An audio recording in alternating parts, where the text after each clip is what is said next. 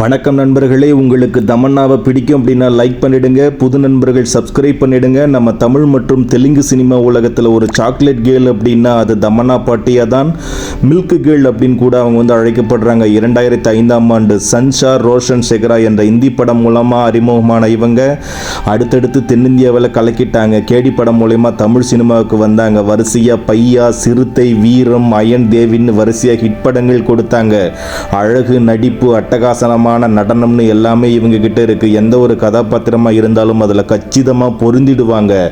அதனால இவங்க பல ரசிகர்களோட ஃபேவரட் அப்படின்னு கூட சொல்லலாம். இப்போவும் ஜெயிலர் படத்துல காவாலா பாட்டுல ஆட்டம் போட்டு இன்டர்நெட்டையே கலக்குனாங்க. ஓடிடி தளத்திலையும் கலக்கிட்டு இருக்காங்க. தமன்னா பாட்டிய ஒரு இன்ஸ்பிரேஷன் என்று தான் சொல்ல வேண்டும்.